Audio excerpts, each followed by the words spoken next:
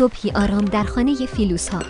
فیلوس پدر خانواده پشت میز نشسته، روزنامه‌اش را ورق میزند. لیونا مادر مهربان با لبخند چای میریزد. مهربان: نیکو جان، چی شده عزیزم؟ من تو مدرسه احساس میکنم هیچ کس منو نمیخواد، چون گربه‌ام، چون فرق دارم. لیونا دستش را روی شانه نیکو میگذارد و فقط سکوت میکند. نیکو وارد کارگاهش میشود، چشمانش برق میزند. امروز میخواهد چیزی بسازد، چیزی که نشان دهد فرق داشتن یعنی خاص بودن. نیکو با دقت طراحی میکند و زیر لب میگوید اگه نمیتونم شبیه بقیه باشم، پس بهتر چیزی بسازم که هیچ کس ندیده. نیکو روی صحنه مدرسه ایستاده، اختراعش را جلوی همه گذاشته.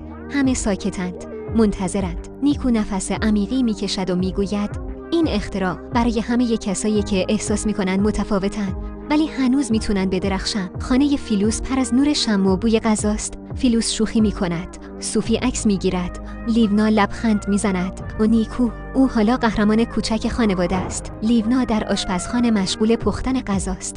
اول باید حرارت رو کم کنیم، بعد ادویه ها رو اضافه کنیم. با عشق مامان، تو همیشه با عشق غذا میپزی. آره عزیزم، چون غذا فقط شکم رو سیر نمیکنه، دل رو هم گرم میکنه. در اتاق نشیمن فیلوس و نیکو روی مبل نشستند، چشمانشان به صفحه تلویزیون دوخته شده. گل نزدیک است.